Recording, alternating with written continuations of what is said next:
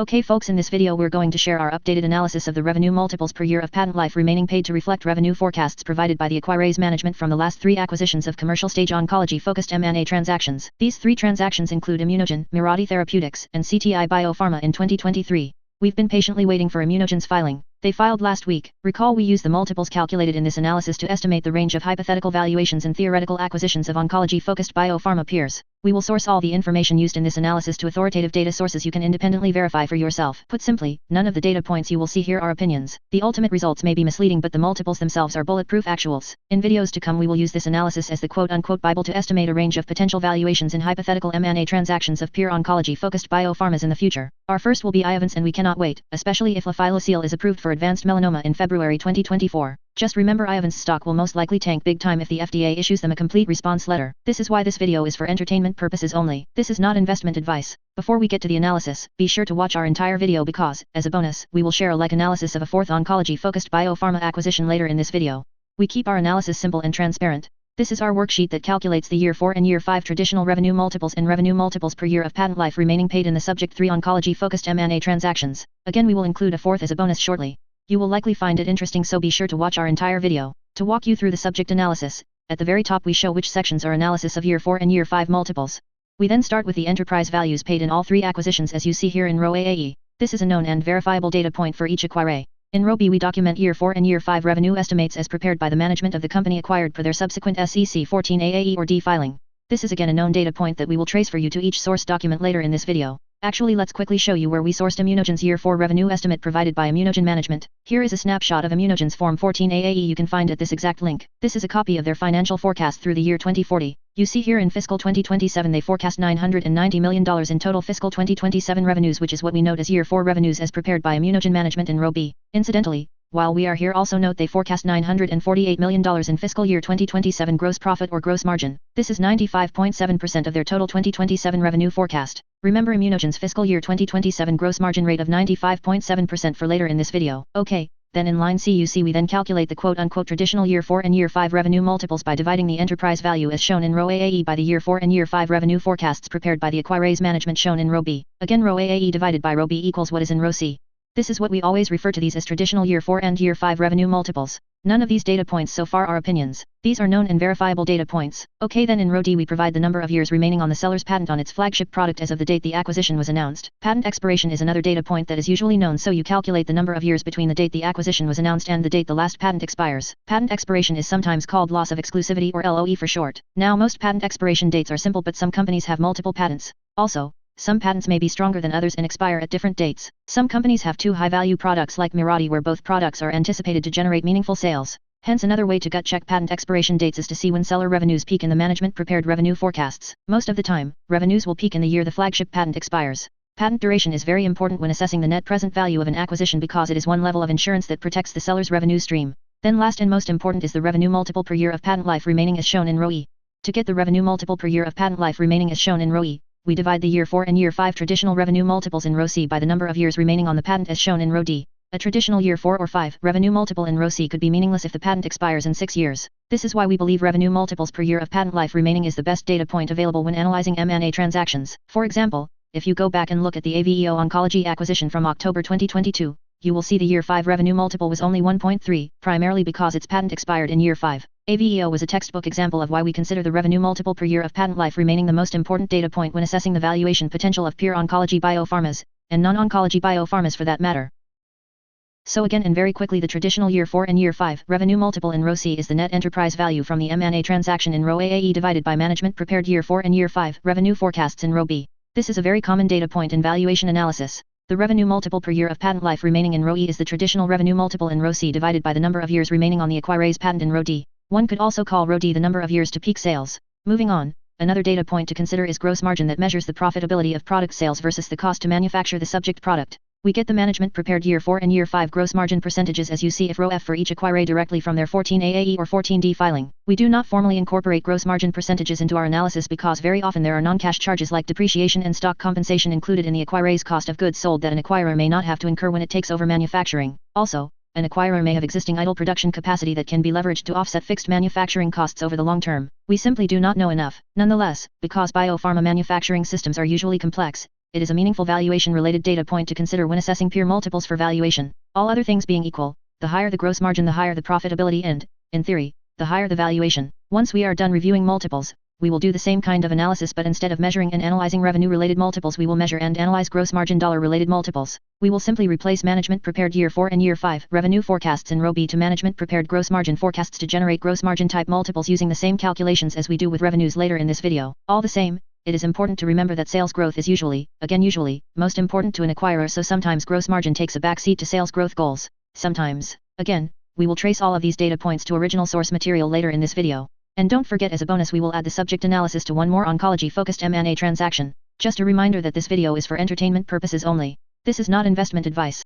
Before we get to our analysis of traditional revenue multiples and revenue multiples per year of patent life remaining of this peer group, let's have a look at the management-prepared forecasts of all 3 oncology-focused biopharmas acquired. We're going to focus on revenues and gross profit, aka gross margin in dollars and as a percent of sales, as well as assess what the acquiree's management team forecasts to happen to revenues after patent expiration. These are FYI type analytics as each acquiree is different. A reminder, these forecasts are prepared by the acquiree's management. You see CTI, Mirati and Immunogen revenues, gross margin in dollars and gross margin as a percent of sales for all years provided verbatim from their respective 14 AAE or D filing, except for the gross margin percent, which we calculate by dividing gross margin dollars by total revenues. Peak year revenues are highlighted in light green. In this first column before fiscal year 2023 forecast data, we first quantify total revenues and gross margin over the 10-year period beginning in fiscal year 2024 through 2033. We then note the enterprise value or EV as a multiple of 10-year revenues and gross margin. For example, to get the EV as a multiple of total 10-year revenue forecast for CTI Biopharma, we divide the $1.7 billion CTI Biopharma enterprise valuation, that we do not show here except in the cell, by the $5.907 billion in total forecasted sales over the 10-year period. For CTI Biopharma, this is a multiple of 0.29. Look how that compares to Mirati's 0.38 multiple and 0.78 paid for Immunogen. These are data points to consider when assessing potential peer valuations. It is also interesting to note that CTI Biopharma expects its product revenues to fall 75% in the year after patent expiration. Notice how Mirati and Immunogen forecast their products' sales to peak in the year 2036. Then over the next 4 years, Mirati expects its sales to have fallen by 56% from peak, where Immunogen forecasts their revenues to fall by only 42%. Now these data points are hints as to why the acquirer may have paid the multiples they did. When we look at the big picture, gross margin percentages at peak for all 3 are, more or less, consistent at between 88 and 95%. CTIC had a good product in Vonjo for blood cancer and expects a, more or less, even ramp to peak revenues, but after peak CTI expects revenues to drop big time by 75%. They provide no forecast thereafter, suggesting either the product will go off the market or there is minimal economics. Mirati, on the other hand, expects revenue growth to be tame until fiscal year 2030. In fact, Mirati forecasts total revenues to drop between 2027 and 2028. There's a simple reason for this when you read the detail, in that Mirati's product sales are forecast to grow year to year, just not total revenues that at times include one-time non-recurring payments. Our broader point is that, when you look at Mirati forecasted sales on a simple graph by year, it is clear Mirati does not forecast revenues to start super growing until after 2030. It is our experience that the further forecasts go out, the more they are discounted by acquirers. You then see Mirati management then expects sales to fall 81% from peak by the year 2044. Last is Immunogen, which is clearly the simplest forecast of the 3. Immunogen management clearly expects sales of its ovarian cancer therapy to grow evenly to ultimately peak at just under $2.8 billion by 2036 as well. For whatever reason, Immunogen expects the decrease in sales after peak to be less onerous than the others. Okay, these have been somewhat opinionated observations of the totality of actual management-prepared forecasts and data points that may offer a hint as to why the acquirer paid the multiples they did for all 3. Remember, at the end of the day, we are not the acquirer, so this is only our interpretation of how the acquirer viewed the acquisition, which could be very wrong. This is why we remind you often that this is all speculation for entertainment purposes only. This is not investment advice. Now let's do this and analyze the year 4 and year 5 all of these multiples paid for all 3 acquisitions. We've supplemented this revenue multiple worksheet you saw earlier in this video with the key data points from the previous exercise, including enterprise value or EV as a multiple of management prepared total 10-year revenue in row G and 10-year gross margin forecasts in row H. We list the same multiples, just like we list the same enterprise value amounts, under year 4 and year 5, because at times we only look at year 4 or year 5. We have also added one more data point in row I that notes the number of years between the date the acquiree got its first FDA approval and the date it announced it was being acquired. Notice they were all, more or less, acquired within 1 year of FDA approval. That is another interesting observation. Okay, quick reminder, we get traditional year 4 revenue multiples in row C by dividing the enterprise value as noted in row AAE by management's year 4 revenue estimate provided the seller in row B. Look at the differences in traditional year 4 revenue multiples in row C between the 3. CTI Biopharma was acquired for 3.0 times the fiscal year 2027, or year 4, revenue estimate prepared by CTI Biopharma management. We see Mirati was acquired for 7.0 times its year 4 revenue estimate, and Immunogen was acquired at a whopping 9.7 times its year 4 revenue estimate. My goodness, that is a huge range of traditional revenue multiples. It is interesting to see the higher the revenue in absolute dollars, the higher the multiple. Again, to then get year 4 revenue multiples per year of patent life remaining in row E, we divide the traditional revenue multiples in row C by the years remaining on the flagship patent in row D. Look at the range of revenue multiples per year of patent life remaining of the 3. Wow! CTI Biopharma's multiple is 0.27. Mirati's is almost twice CTI, then Immunogen's is almost 3 times higher than CTI and roughly 50% higher than Mirati. Incidentally, it is our experience year 4 multiples are generally referenced by investment bankers in SEC Form 14 AAE or D filings. Very quickly, you see here both CTI and Mirati's bankers refer to year 4 revenue multiples when comparing to peer M&A transactions. Prevention Bio's bankers also reference year 4 multiples. Of course, Prevention Bio was not an oncology-focused acquisition. Interestingly, Immunogen engaged Lazard as their banker or financial advisor, and Lazard used year 5 peer multiples. That is just a side story for FYI purposes only, but shows why we consider year 4 and 5 multiples. Okay, let's look at year 5 revenue multiples for our 3 acquisitions. CTI traditional year 5 multiple was only 2.8. Remember, their product was also first to patent expiration. Mirati's traditional year 5 multiple was 7.2, where Immunogen was 7.9. Now does it somewhat make sense CTI Biopharma's traditional revenue multiple is so much lower than the other two? Recall CTI forecast no revenues past the year 2034. On the other hand, we were initially surprised Mirati's traditional year 5 revenue multiple was so close to Immunogen's, but then remember Mirati's management prepared forecasts saw revenues skyrocketing starting in the year 2030 while Immunogen's growth was slow and steady year to year. To make our point, let's look at Mirati's and Immunogen's traditional revenue multiple of fiscal year 2036, or peak year, revenue estimates. We take the enterprise values and divide by 2036 revenue estimates, again peak year for both, and you see Mirati's peak year revenue multiple is roughly 1/3 of Immunogen. All other things being equal, this affirms acquirers' big-time discounting optimistic projections over the longer term. Now when we look at revenue multiples per year of patent life remaining, the differences are, more or less, consistent with traditional revenue multiples. Do you see how these traditional revenue multiples more or less make sense? Okay, so big picture we hope you see we have a huge range of multiples from these 3 transactions. It does appear the higher the revenue in absolute dollars the higher the multiple. We will use this range of multiples when calculating the hypothetical valuation of pure oncology-focused biopharmas and theoretical M&A transactions. CTI Biopharma's multiples will be a low case estimate with Immunogen being a high case estimate. We understand it is not perfect but does provide a basis for which to make estimates. Now for our bonus analysis. Let's compare these 3 oncology-focused M&A transactions to the mother of all oncology-focused acquisitions since Bristol Myers announced it was buying Celgene for $74 billion 5 years ago in January 2019. Here we'll review the multiples paid in the Pfizer acquisition of Seagen announced in March 2023.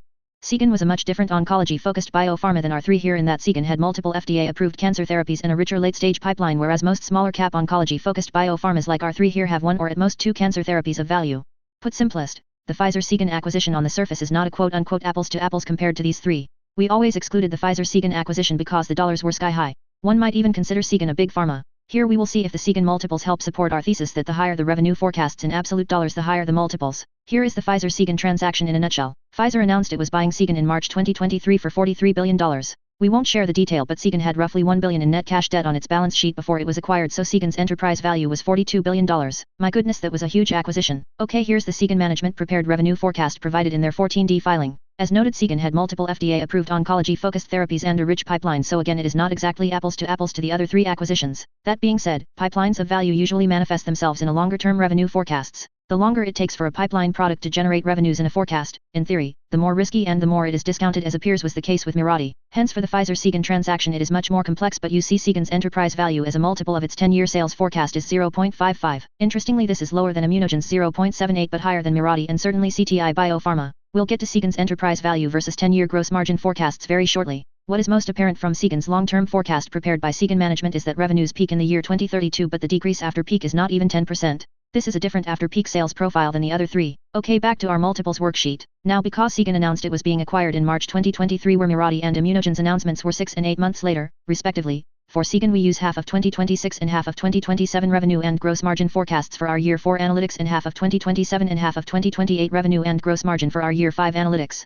It is not perfect, but it's close enough for simple analytics. When we insert these year 4 and 5 Seagen revenue forecasts back on our worksheet, it results in a traditional year 4 and 5 revenue multiple of 8.5 and 6.7 respectively. Wow, look at that. These Seagen traditional revenue multiples are lower than Immunogen's traditional revenue multiples. By itself, that appears surprising. We were first quite taken aback seeing this because recall we just said not 90 seconds ago that we suspected the higher the revenues in absolute dollars the higher the multiple, but, on the surface, that does not appear to be the case here. This is a textbook example of why we need to look at gross margins. Seagen forecast year its gross margin percentages to be more than 20% lower than Immunogen. Wow, look at that. Immunogen management forecast 96% gross margins when rounded in 2027 and 2028, where Seagen's management forecast gross margins of 73 and 75%. We told you gross margins were an important data point to consider when assessing multiples. This might explain why Immunogen's revenue multiples were higher. To show you what we mean, let's quickly assess the traditional year 4 and year 5 gross margin multiples of Immunogen versus Seagen side by side. Again, to do so we divide the 2 enterprise values by year 4 and year 5 gross margin dollars directly from management prepared forecasts. You see Seagen was actually paid a much higher year 4 gross margin multiple and a somewhat higher year 5 gross margin multiple. This is why analyzing gross margin multiples can, in some cases, be a more accurate way to compare two transactions. Logic and common sense suggest Seagen should get a higher multiple of the ultimate gross margin profits. In spirit it affirms the higher the absolute dollars the higher the multiples. Okay, now that we're close to done, we'd add one final note. Patent expirations were more or less consistent across the four. There may be circumstances where patent expiration dates will materially affect traditional revenue multiple analytics. Put simply, year 4 and year 5 revenue multiples per year of patent life remaining did not tell us much here, but there may be cases where it will. One last observation to help connect the dots in this analysis. We just showed you Immunogen's multiples could be perceived as higher than common sense would dictate when compared to the Pfizer-Seagen transaction. We even see this in Immunogen's 14D filing itself, shown here, so you could pause the video and read for yourself. Here in blue, Immunogen's bankers prove a range of peer year 5 revenue multiples for comparison. You see Lazard quantifies a 3.2x multiple as the 25th percentile and a 4.9x as the 75th percentile. We will read this part for you verbatim. Starting here it reads, Lazard selected a TV, which is the same thing as enterprise value, a TV to year 5 revenue multiple range of 3.2 to 4.9, and applied this reference to Immunogen's estimated 2028 revenues based on management's forecasts. The results of this analysis imply an equity value per share range of $14.10 to $20.45, end quote. We know Immunogen got just north of $31 a share, which is 50% plus higher than the 75th percentile identified by Immunogen's banker, which also reconciles to the 7.9x multiple we show in our analysis. This validates Immunogen's multiples were very much on the high side when compared to peers and may help explain the variance to Pfizer. Put simply, we would argue that, for now anyways, the Immunogen year 5 multiple is the highest any peer will get until we see other transactions at such a high multiple. To us this shows that all of these data points more or less connect to our working assumption that the higher the revenue or gross dollars in total, the higher the multiples paid. Okay, a reminder, this video is for entertainment purposes only. This is not investment advice. Okay, so for now, omitting Seagen, we suspect that these ranges of multiples from these three transactions will become the basis of a low case, perhaps a base case, and then a best case when considering Immunogen for ranges of potential like peer multiples when assessing theoretical valuations of peer oncology-focused biopharmas in hypothetical M&A transactions. We will consider Seagen when assessing peers that may have lower gross margin profiles. To address another matter, have you ever wondered how analyst consensus revenue estimates compared to management-prepared revenue estimates? We always screen capture official analyst consensus revenue estimates by year for a 10-year period for every biopharma company acquired, whether oncology or non-oncology, as of the day an M&A transaction is announced, and keep them for our records. Hence, again for the three acquisitions in question, we will present a comparison of the analyst consensus revenue estimates compared to the revenue forecasts prepared by management of each company. Analyst consensus CTI Biopharma revenue forecasts, as you see here first to the right of the year, in what we label column W, were more or less consistent with CTI Biopharma management prepared revenue forecasts shown one column over that we label as column X. Here we show the dollar difference or variance between the two estimates in column Y, and then to the right in column Z we note the dollar variance as a percent of analyst estimates in column W. Again, to calculate the percent difference or percent variance to analyst revenue estimates, divide the amounts in column Y by the amounts in column W. For CTI Biopharma, the takeaway is that analysts' revenue estimates were close for 2023 through 2027, but beginning in 2028 analysts were much lower than CTI management. What this schedule does not tell you is how many analysts are considered in these estimates. Generally there are few analysts who provide revenue estimates out for more than 5 years. Over the 10-year period, total analysts' consensus revenue estimates were 13.9% lower than Mirati's prepared forecasts. Next up is Mirati. In Mirati's column W we show official Mirati analyst consensus revenue estimates as of the morning the acquisition was announced. Look at the revenue forecast per Mirati management in column X. When you note the dollar difference between the two as shown in column Y, it is apparent Mirati's management prepared revenue forecasts were shockingly lower than analyst consensus revenue estimates. Shockingly lower. Analysts' year 5 estimates were 50% higher than Mirati management. That is a big percentage that essentially tells you Mirati analyst consensus revenue estimates were misleading. This clearly demonstrates one must be very careful when using analyst consensus revenue estimates.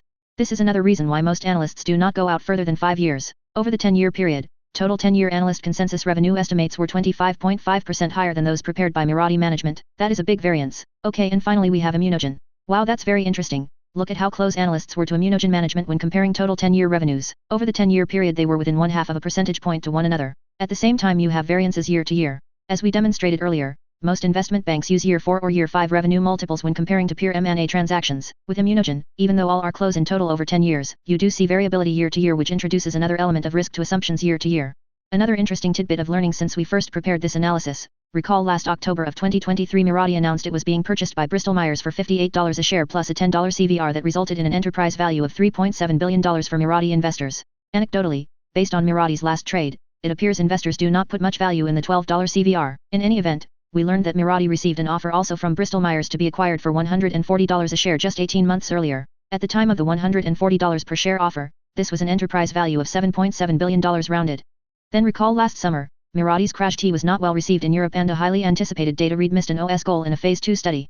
As a practical matter, this Mirati history does not impact our year 4 and year 5 multiple analysis. We are simply sharing a story that must have infuriated long-time Mirati shareholders. At the same time, it speaks to the risks of investing in oncology-focused biopharma stocks.